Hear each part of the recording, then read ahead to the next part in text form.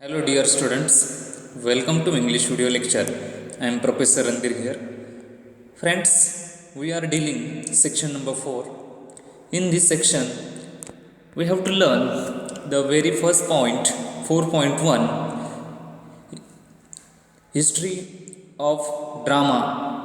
In this video lecture, we have to learn the actual part of play, one act play. See the page number 135 of your textbook, the very first paragraph that's I am going to teach you. So let's start. The revised course book for standard 11 focuses on language and literature. Friends, this textbooks is revised textbooks. It means पुनर्रचित अभ्यासक्रम. या 11वीच्या वर्गासाठी जो अभ्यासक्रम निवडलेला आहे त्याचा मुख्य उद्देश आहे a student should able to learn a literature and language. त्याला भाषा कौशल्य आणि साहित्य याचा चांगल्या रीतीने ओळख व्हावी या उद्देशानं हे नवीन टेक्स्टबुक्स बनवण्यात आलेलं आहे. Student should be able to enjoy, appreciate and digest the various forms of literature. साहित्यातील वेगवेगळे जे प्रकार आहेत त्या सर्व प्रकारांचा आस्वाद घेण्याच्या उद्देशाने त्या विद्यार्थ्यांना त्या साहित्य प्रकाराची ओळख व्हावी. For example drama, novel, poem, prose, such kind of the things, one act play, all the literature he should able to enjoy and appreciate and digest. त्याला त्याचा आनंद मिळावा, मनोरंजन व्हावं, त्यातली बऱ्याचशा गोष्टी त्याला अकलन व्हावं या उद्देशाने त्याने साहित्याचा आस्वाद घ्यावा हा उद्देश धरूनच हे रिवाइज्ड कोर्स बुक्स तयार करण्यात आलेले. Literature provides a gateway to express emotions. Literature provides a gateway to express emotion.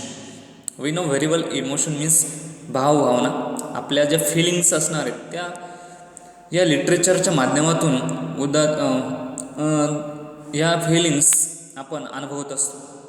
Sad feelings, bad feelings, such a feelings gives a pleasure to us. Literature provides a gateway to express emotions.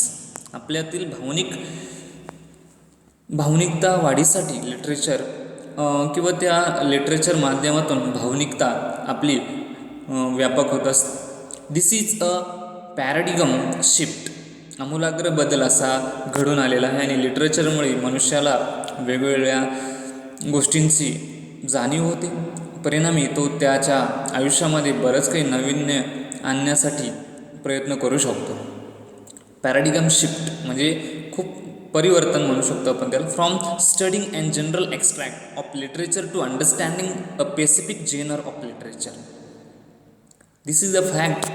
Many students they don't know difference between prose and poem and also novel and drama. These are the forms of literature. साहित्याचे जे प्रकार आहेत आणि या प्रकाराबद्दल मुलांना अद्याप माहिती नाही.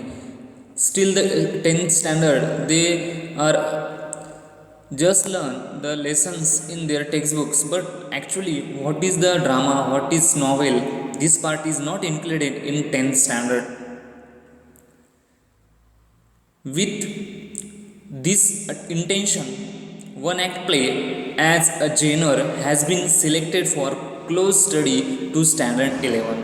हाच उद्देश विचारात घेऊन वन ॲक्ट प्ले हा भाग 11वीच्या विद्यार्थ्यांच्या अभ्यासासाठी सादर केलेला आहे किंवा त्याचा बारकाईने अभ्यास त्या मुलांना व्हावा हा उद्देश समोर ठेवलेला आहे. A one act play is not exactly a shorten play. It is a complete story that has to be perform on the stage in stipulate time. One act play is not exactly a shorten play. आपण त्याला एकांकिका म्हणतो मराठीमध्ये. म्हणजे त्याचा जो प्रयोग असतात नाटकाचे किंवा त्याचे ज्या कालावधी असतो हा कमी असतो. It is a complete story that has to be perform on the stage in stipulate time. पूर्ण कथानक अगदी कमी वेळेमध्ये सादरीकरण केलं जातं, स्टेजवरती त्याचं परफॉर्म केलं जातं. It has it on features and characteristics. याची स्वतःची वैशिष्ट्ये आहेत, फीचर्स आहेत, कॅरेक्टरिस्टिक्स आहेत, गुणवैशिष्ट्ये आहेत. That we have to learn here. The action is perform confine to a single place. सर्व जी ॲक्शन असते ती एकाच ठिकाणी होते. And the number of character is limited. In this play or one act play, या वन ॲक्ट प्लेमध्ये कॅरेक्टरची संख्या मात्र कमी असते. स्टेज वापरलं जातं परंतु याचा टाईम पिरियडसुद्धा कमी असतो. Simplicity of design and quick effect are its features. सामान्यता, साधेपणा आणि त्यातला परिणाम, हा जलद परिणाम, हा याचं एक गुणवैशिष्ट्य म्हणू शकतो आपण, की त्याला काय सादर करायचं आहे, मेसेज काय द्यायचा आहे, ह्या वन ॲक्ट प्लेमार्फत साहजिकच लवकरात ऑडियन्सला पोहोचत असतो. The prescribe one act play will help the learners to understand the following features. हा जो प्रकार आहे, हा प्रकार अभ्यासण्यासाठी आपल्याला ह्या फीचर्सची गुणवैशिष्ट्ये जाणून घेणं गरजेचे आहेत. The first point is plot. Plot it means कथानक, story. In general we can say it is a story. The plot of one act play is limited to a single interesting episode. हा एकच episode असलेला भाग असतो किंवा याच्यामध्ये एकच episode असतो. The plot of any piece of literature is a story that has been woven into a closely related chain of events arranging in sequence. सामान्यतः साहित्यामध्ये प्लॉटचा अर्थ असा होतो की वेगवेगळ्या प्रसंग एका सिक्वेन्समध्ये अरेंज केले असतात आणि त्याला कथानक आपण म्हणतो. It is said that conflict is the soul of drama. असं म्हणलं जातं की कन्फ्लिक्ट म्हणजे संघर्ष हा नाटकाचा आत्मा आहे असं म्हटलं जातं. We usually have conflict in a play and we often see conflict in play or drama but modern plays of the theatres of the obscure. पण आधुनिक थिएटर्स मात्र आता कन्फ्लिक्टऐवजी ऑब्स्करचा वापर जास्त करतात. Are an exception to it. See the next page or the next feature.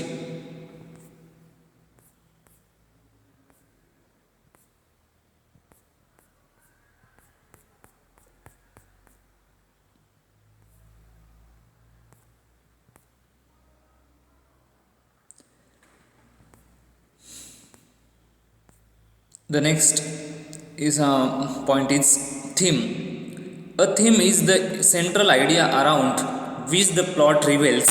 It is directly stated through the playwright's instruction.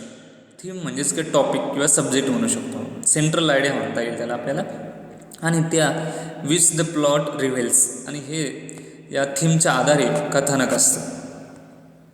It is directly stated through the playwright's instruction, dialogue and other feature, आणि त्या थीमला अनुसरून dialogue वगैरे या सर्व गोष्टींची मांडणी त्या one act प्लेमध्ये केली जात असते.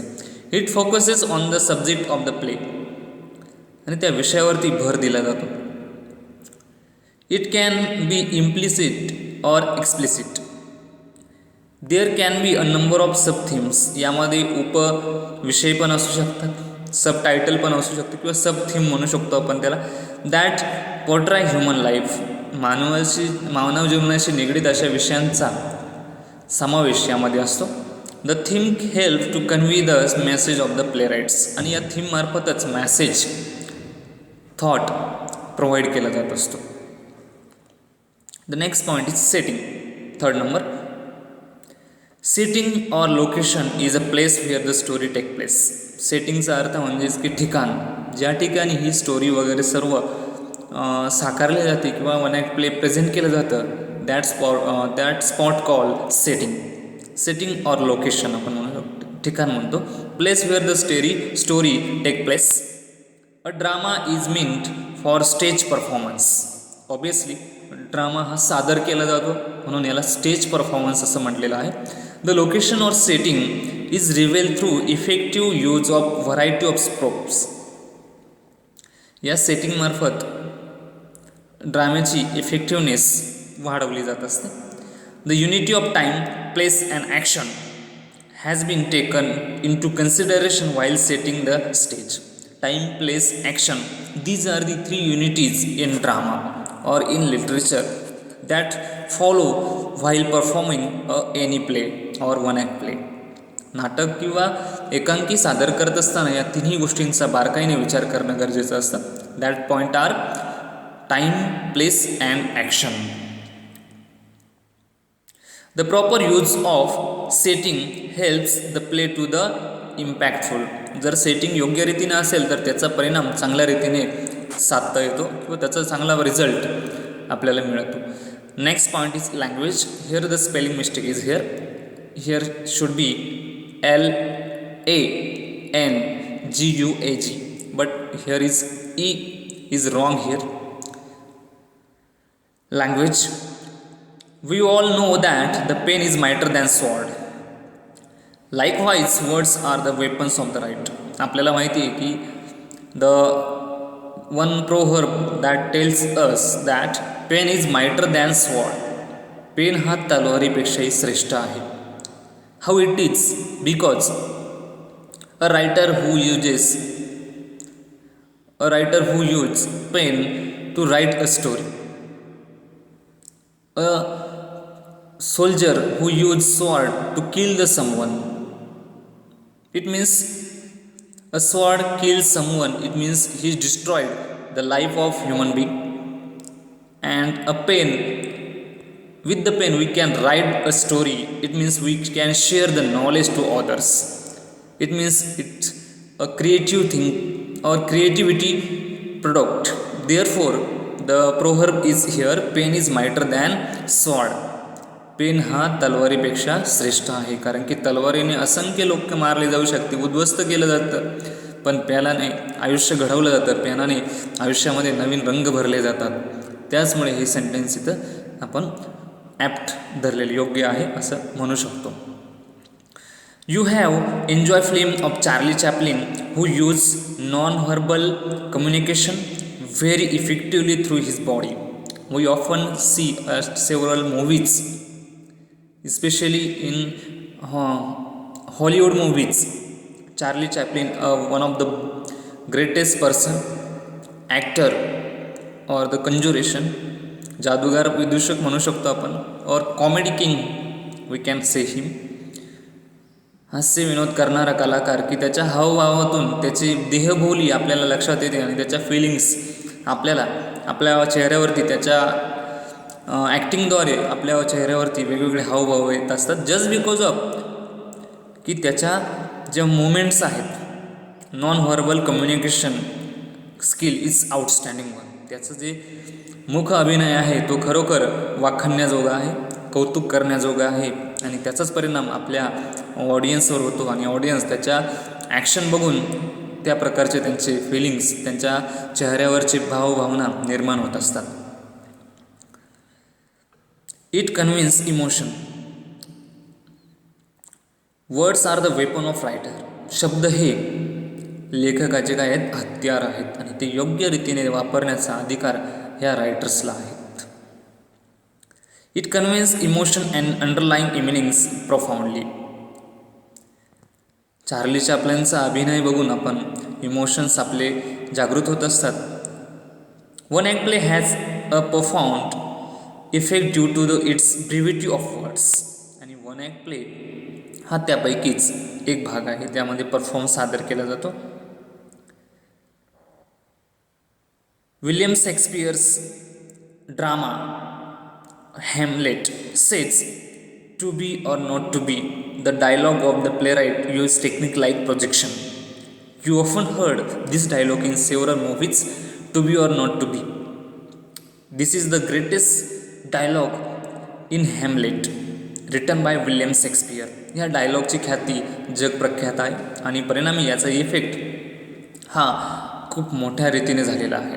It means a dialogue is also a language. This is the part of language which is used by the writer in the 16th century, and the impact is also in the 21st century also. त्या वाक्याचा परिणाम आजही टिकून आहे. Just because of the effective language use by William Shakespeare in his drama. Remaining part of this point we will learn in next lecture. Keep watching English video regularly and subscribe this channel. Thank you once again.